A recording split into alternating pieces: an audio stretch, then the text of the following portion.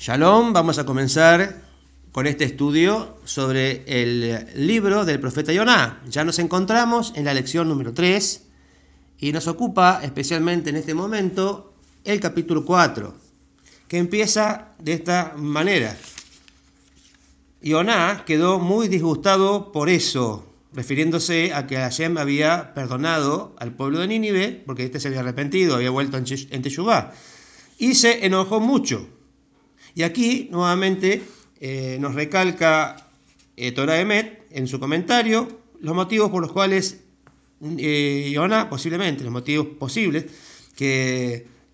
por los cuales el profeta Yoná se había enojado con este tema.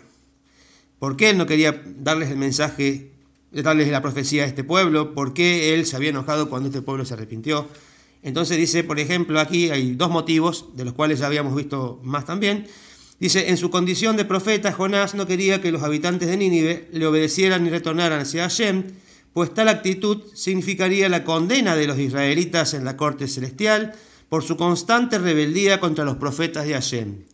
Otra explicación que se nombra aquí en Torah Emet es que Jonás estaba disgustado porque desde un principio sabía que los habitantes de Nínive retornarían a la buena senda, de modo que él quedaría como un embustero, como un falso profeta frente a ellos, por haber predicado que Nínive sería destruida y que esto obviamente no había ocurrido. Yoná tenía un enojo muy grande, que empieza desde el momento que recibe la profecía, que ya no le gusta el mensaje que le había tocado dar, y empieza a escapar de la profecía, a querer escapar de ella, con un enojo que va en aumento, y aquí llega un máximo enojo que lo lleva a la depresión, a tal punto que él no desea vivir más. Era una molestia muy grande, un disgusto muy grande, que lo lleva obviamente a la depresión, a la profunda depresión, a la tristeza, a la melancolía. Y fíjense que la tristeza es totalmente negativa, es lo opuesto a la alegría. El profeta necesita alegría o alegrarse para poder recibir profecía, porque eso es lo que acerca la presencia divina, mientras que la tristeza aleja la presencia divina. Por lo tanto, es un acto de negativo que lo desconecta de Dios al profeta y a cualquier persona que se enoje contra las situaciones que está viviendo, porque en realidad se está enojando con Dios. En el monoteísmo sabemos claramente que Él es uno y único, y todas las cosas las maneja Hashem, y que todas las cosas son para bien, y hasta el último detalle Él lo está manejando minuciosamente. Por lo tanto, enojarse con lo que nos pasa, y es más aún, quejarse, es justamente rebelarse y enojarse contra la voluntad de Hashem, y blasfemar contra Él. Entonces realmente vemos a un Yoná que cae espiritualmente, cae nuevamente, y se deprime, y cae en un pozo depresivo, que vamos a ver que se va acentuando cada vez más. Y continúa diciendo en el versículo 2, entonces oró a Hashem, Yoná, y le dijo, por favor Hashem, ¿acaso no es esto lo que yo pensaba que iba a pasar cuando aún estaba en mi tierra? Por eso me apuré a escapar hacia Tarshish, porque sabía que eres Elohim, compasivo y misericordioso, tolerante y abundante en benevolencia y que renuncia al mal. O sea, que Hashem tiene el don de renunciar y dejar sin efecto los decretos negativos que él mismo promulga. Solamente, como habíamos dicho, la Teshuvá es lo único que puede cambiar el decreto divino sobre alguien. Y eso es lo que vamos a estar hablando en esta clase, sobre la Teshuvá en profundidad. Siguiendo entonces, sobre este versículo 2, como la Teshuvá de Nínive fue por miedo al castigo, y por eso es posible también que Yoná se haya enojado aún más al ver que el Eterno los perdonó, porque en realidad ellos no lo hacían por amor, sino lo hacían por miedo a lo que iba a venir, ¿no es cierto? Y entonces él hubiera preferido que hubiesen sido castigados. Eso es lo terrible del sentimiento de este Yoná, ¿sí? Y en el versículo 3 continúa, dice, ahora Hashem, por favor, quítame el alma. Prefiero morir que vivir, para no ser testigo de la destrucción de mi pueblo, dice aquí justamente como aclaración Torah Emet. dando a entender que había un motivo también, que era que él sabía que este pueblo, al ser un pueblo totalmente hostil a Israel, enemigo de Israel, iba en algún momento a ser instrumento de destrucción, ¿sí? Y que iba a terminar justamente, como luego vemos en la historia, con la dispersión y la pérdida de 10 tribus de Israel, que son las tribus perdidas, que formaban parte del reino del norte o el reino de Israel. Entonces él deseó morir para no ver la futura destrucción de su pueblo. Y justamente él pertenecía a esas tribus. Él no pertenecía a la tribu de Yehudá. Él pertenecía a estas 10 tribus, al reino del norte. Por lo tanto, él sabía que lo que se le tocaba muy personalmente a él, que era su pueblo, o la parte del pueblo donde él habitaba y donde él pertenecía, iba a desaparecer. Yoná estaba tan enfurecido por el curso de los eventos que pidió morir. Seguramente como vidente o como, mejor dicho, como profeta, él veía todo lo que iba a pasar con su pueblo y prefería morirse de lo que él veía que iba a pasar luego con su gente.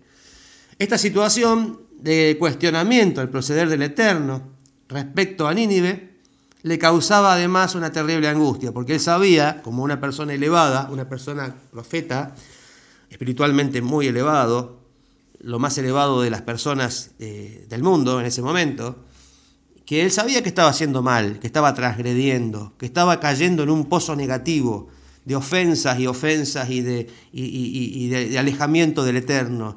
Esta situación que no podía quizás tan fácilmente manejar, que era el enojo y la decepción porque veía que su pueblo iba a desaparecer, que en su lugar este pueblo que era enemigo de Israel estaba viviendo, estaba siendo perdonado, justamente lo hacía poner peor. Lo hacía poner peor porque él veía que estaba cometiendo una grave falta delante del Eterno al enojarse y al quejarse, en cierta manera, a lo mejor no con palabras, pero sí con su actitud, con sus pensamientos, con su intención, cuestionando justamente al Eterno de esta manera tan dura.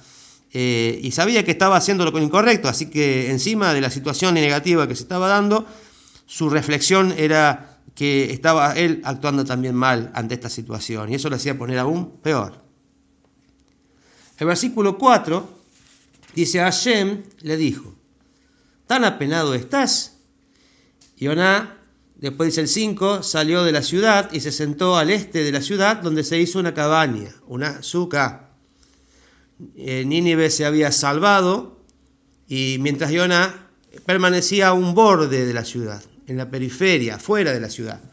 Y allí había construido una suca, una choza, una cabaña, para poder contemplar desde allí los acontecimientos, porque obviamente en ese lugar seguramente el sol era muy fuerte, como vamos a ver luego, era algo que dañaba a las personas por su potencia, seguramente en ese momento del año, que habrá sido un momento de calor, de verano, vaya a saber, pero seguramente sí, por lo que vemos era un momento donde el sol estaba quemando y estaba castigando con mucha fuerza, y él necesitó armar una choza para protegerse, y de ahí él contemplaba los acontecimientos. Estaba viendo que el pueblo de Nínive estaba contento, seguramente alegre, por haber sido perdonado.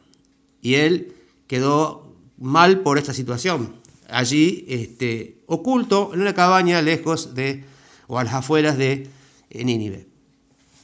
Y vemos en el versículo 6, dice Hashem, entonces Elohim preparó un kikayón, que es una planta de ricino, que creció por sobre Yoná de modo que hacía sombra sobre su cabeza, para aliviarlo de su malestar. Yoná estaba muy contento por aquella planta de ricino. Dice entonces Elohim, en el versículo 7, alistó un gusano al amanecer del día siguiente, que atacó al ricino, provocando que se secara. Y el versículo 8 dice, cuando salió el sol, Elohim dispuso que soplara un viento caliente del este que dio sobre la cabeza de Yoná, debilitándolo. Entonces pidió para sí la muerte y dijo, prefiero morir que vivir. Aquí vemos que se hace referencia entonces a un árbol de ricino, que en hebreo es kikayón, que en su momento le dio una cierta alegría o digamos un descanso a Yoná, y que luego el Eterno lo hace secar recibiendo Yoná directamente el potente sol sobre sí, sobre su cabeza, haciéndolo desmayar, ¿sí? No nos olvidemos que él había hecho una azúcar, y la azúcar se hacía como una choza donde se ponían arriba ramas, y entre medio de esas ramas el sol por ahí castigaba igual, no tanto, pero era como una media sombra en realidad. Y entonces esta planta seguramente creció sobre la azúcar y había cubierto ya mayormente el azúcar de mayor proporción, y él obviamente ya no recibía tanta cantidad de sol. Pero sin embargo, este ricino se seca y él recibe nuevamente ese sol sobre su cabeza, y ese sol le hace daño a tal punto de que lo hace desmayar, ¿sí? Seguramente hacía mucho calor, seguramente el sol, como decíamos, era muy fuerte en ese momento, y provoca su desmayo. Entonces, cuando él vuelve en sí nuevamente de esa situación, se da cuenta de lo que pasa o de lo que ha pasado y se deprime aún más y pide morirse. Su depresión ya había llegado a un extremo. Estaba muy, muy deprimido y ya no quería vivir. Cada vez su situación era peor. El versículo 9 dice que Elohim le dijo a Yoná: ¿tan afligido estás por el quicayón? Sí, estoy muy afligido hasta la muerte, le contesta Yoná. Hashem le respondió: tú tienes piedad por el quicayón, por el cual no trabajaste ni lo hiciste crecer, que vivió una sola noche y en una noche se marchitó. ¿No debo yo tener piedad, dice Hashem, por Nínive, esta gran ciudad, que era la más grande de todas, en la cual hay más de 120.000 personas que no saben discernir ni siquiera entre su mano derecha y su mano izquierda, y también muchos animales? Aquí vemos el relato estremecedor que nos hace el libro de Yoná, llegando ya a sus a sus últimos versículos, y dice justamente que Yoná mostró más consideración por el árbol de ricino que se secó y que duró un día solamente, que por el pueblo que estuvo a punto de morir, entre los cuales había gente inocente, porque había niños también, ¿sí? Mucha gente que seguramente tampoco había caído en los males que los otros habían caído, y había animales también allí que no tenían culpa. Él no había hecho nada por ese árbol, inclusive para que Dios no lo secara. No lo había regado, no lo había plantado, no lo había cuidado. Pero el pueblo de Nínive había hecho teshuvá para que el Eterno no los destruyera. Habían hecho algo para merecer el perdón. ¿Qué había hecho Yoná por ese arbolito para que no recibiese ese fin tan rápido, tan repentino? Nada. En cambio, este pueblo por lo menos había trabajado, había hecho una pequeña teshuvá, digamos, de ese momento, quizás, no sé, en el tiempo si se mantuvo o no se mantuvo. Después vemos en la historia que no, que este pueblo siguió y volvió a sus malos caminos, pero bueno, lo importante es que el Eterno, cuando hay una teshuvá verdadera, entonces perdona y cambia su decreto.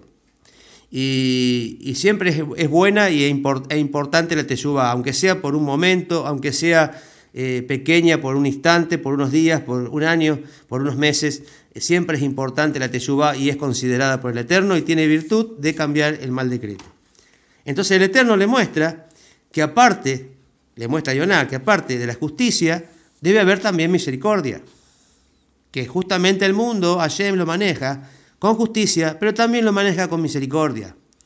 Si solo manejase Hashem al mundo con justicia, no quedaría ninguna persona en pie.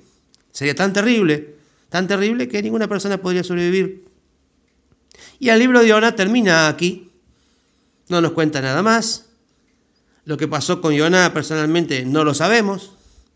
Pero hay un lugar del Midrash, una parte del Midrash, que es el Yalkut Shimoni, que relata que Yoná cayó sobre su rostro en aquel momento y respondió: Hashem conduce a tu mundo con el atributo de la misericordia, tal como está escrito. De Hashem dependen la misericordia y el perdón. El libro muestra al judío que debe darle también la oportunidad a la gente de las naciones de cambiar su actitud, de no juzgar a todos para mal, o juzgar mal y decir todas las personas son malvados, todas las personas son nuestros enemigos, todas las personas quieren destruirnos, porque en realidad no es así. La gente puede cambiar de actitud. Hay justos en las naciones, como lo hemos visto ya en el caso de los marineros. Y ahora es toda una ciudad enorme, la ciudad más grande del mundo, que se arrepiente. O sea que la gente puede cambiar. Está la posibilidad de la teshuvá en todas las personas y es importante justamente considerarlo en este momento del estudio. La Mishnah en Ta'anit cuenta que cuando en Israel escaseaba la lluvia, se decretaban ayunos sucesivos para pedir clemencia a Dios. En estas ocasiones, el anciano del pueblo hablaba a la población y le observaba justamente que en Nínive no dice y Dios observó su ayuno, sino que y Dios observó su proceder, que se habían apartado del mal. El objetivo no es en sí el ayuno, sino que el ayuno es un medio, ¿sí? Aunque el judío lo debe cumplir en sus momentos, cuando es ordenado hacerlo, sino que el objetivo es el cambio que debe generar el ayuno en las personas. Ayuno sin teshuvá no es más que un acto estéril, sin ningún tipo de sentido.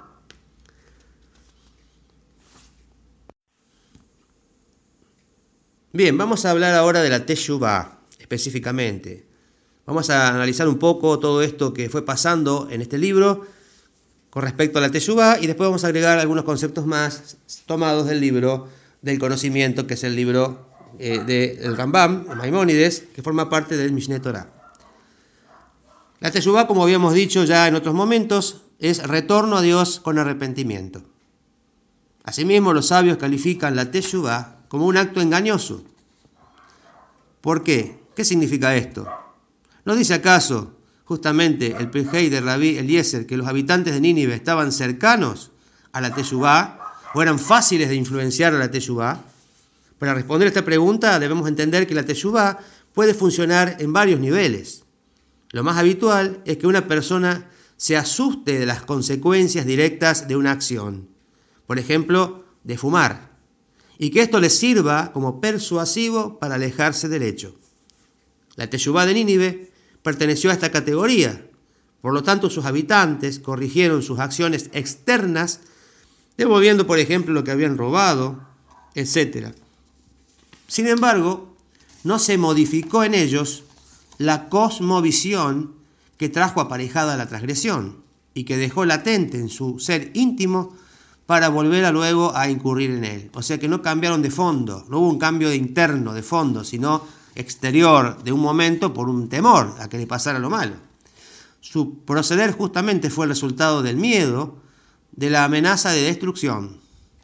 Si bien para Nínive, que no goza del precepto de teshuvá constante como en el caso de los judíos, aunque obviamente la teshuvá es para todas las personas, esto puede ser suficiente.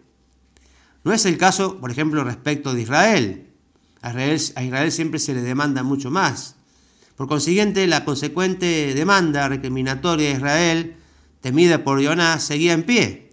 Si Nínive era capaz de hacer teshuvá, si bien una teshuvá exterior, periférica, tanto más se esperaba de Israel que logre una teshuvá total, una teshuvá interior que involucrara a toda la persona. Por último, vemos cómo continuó la historia. Nínive se salvó, Asiria, cuya capital era Nínive, pasó a convertirse luego en la vara del Eterno, mediante la cual castigaría al reino del norte de Israel y a otras naciones también, e inquietaría a la ciudad de Jerusalén, que al final, a última hora, se salvó de esta invasión.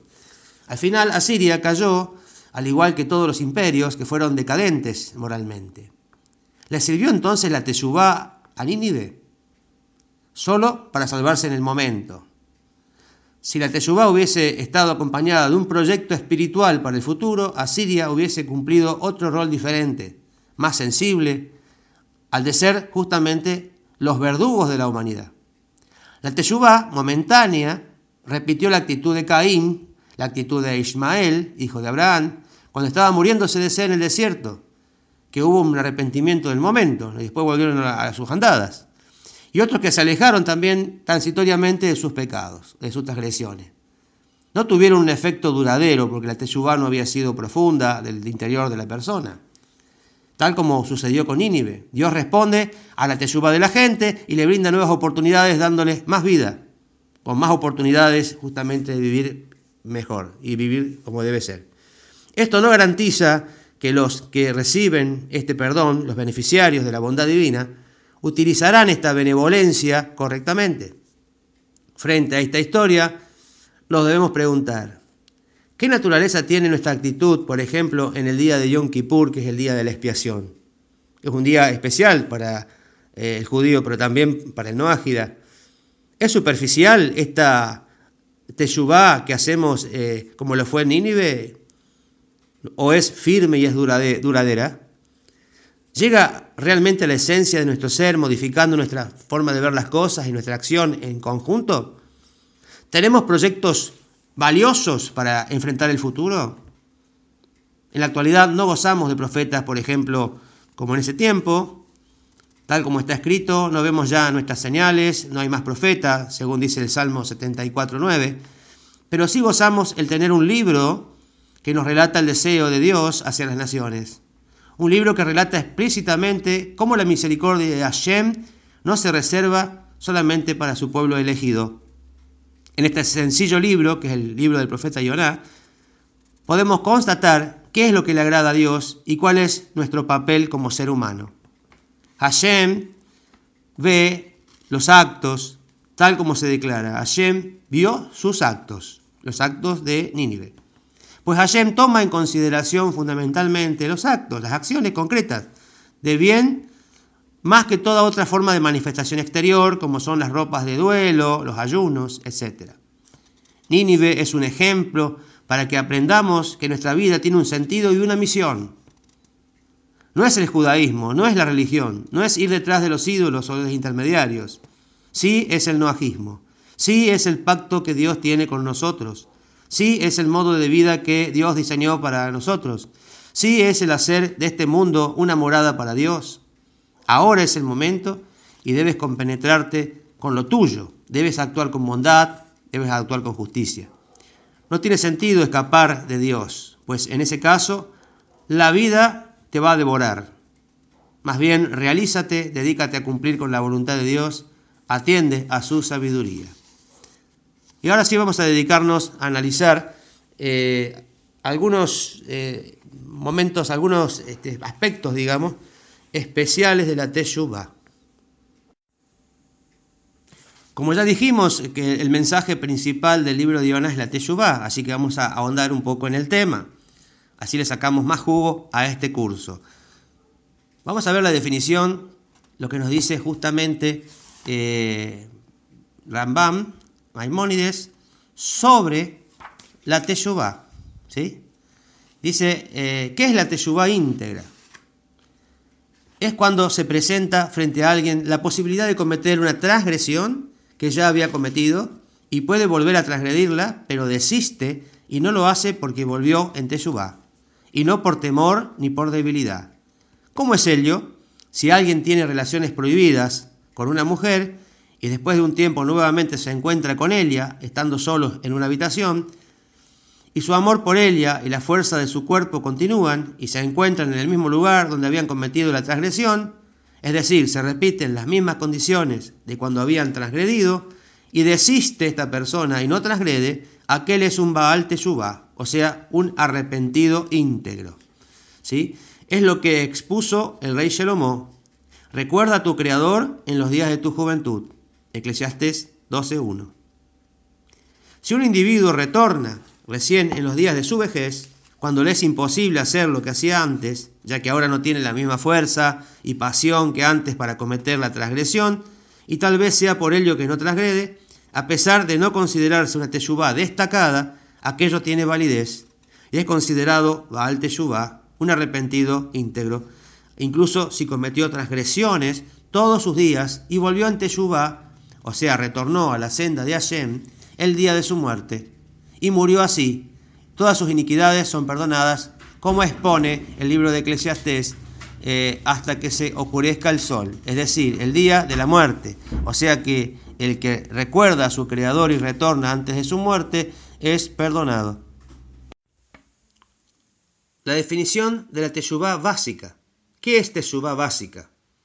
Que el que pecó abandone su transgresión, la aparte de su pensamiento y determine que no volverá a cometerla, como expone Isaías 55:7. El perverso abandonará su camino y el hombre inicuo sus pensamientos.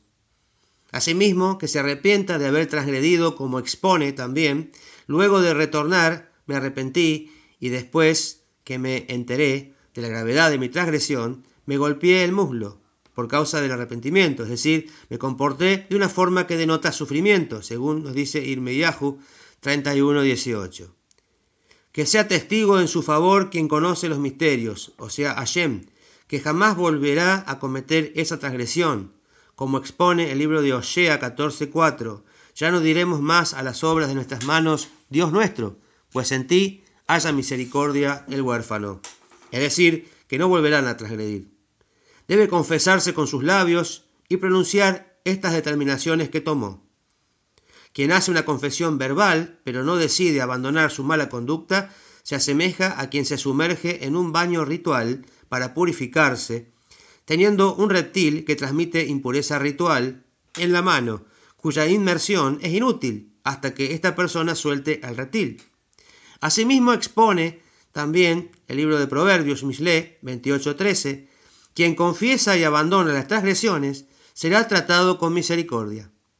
Debe detallar la transgresión al confesar, como expone también el libro de Shemot 32:31. Te imploro, este pueblo ha cometido una grave falta, se hicieron un dios de oro.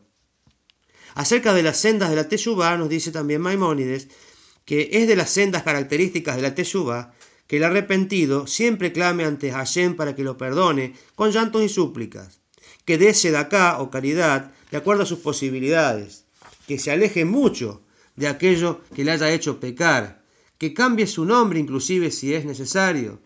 Soy otro, diciendo soy otro y no el mismo hombre que hizo aquellos actos.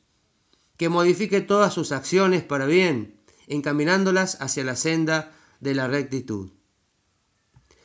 Es sumamente loable que el arrepentido se confiese en público, haciéndole saber sus faltas a los demás y que revele sus transgresiones de carácter interpersonal entre el hombre y su prójimo, para que hablen con su compañero y lo insten a que lo perdone, y decirles, es cierto que he pecado contra tal persona haciéndole tal y cual cosa, hoy retorno y me arrepiento.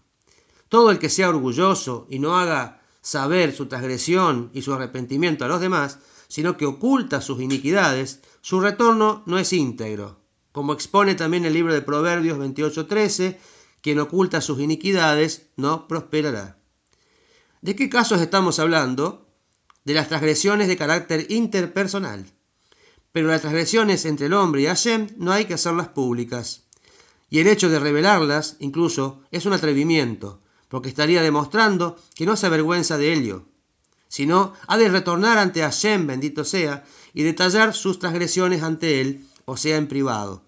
Y públicamente hacer una confesión simple, es decir, sin detallar las transgresiones, sino tan solo diciendo he cometido una transgresión contra Hashem, de la cual me arrepiento. Es bueno para él que estas faltas no sean reveladas, como expone también el libro de Salmos 32:1, alabado aquel cuya transgresión ha sido perdonada y su falta indultada, gracias a haberse reencaminado en la senda de Hashem. Si bien la teshuvá y el clamor son siempre favorables, en los 10 días entre Rosh Hashanah y Yom Kippur son mucho más propicios y son recibidos por Hashem de inmediato, como expone el libro de Isaías 55:6, busquen a Hashem cuando se lo pueda encontrar, invóquenlo mientras esté cercano. ¿En qué casos estamos hablando? En el caso de un individuo, pero una congregación. Siempre que vuelvan en teshuvá y clamen de todo corazón, sus pedidos son respondidos. Como expone también en Deuteronomio 4:7, como tenemos nosotros a Hashem, nuestro Elohim, cada vez que lo invocamos. La teshuvá, por ejemplo, y Yom Kippur solo expían las transgresiones entre el hombre y Hashem.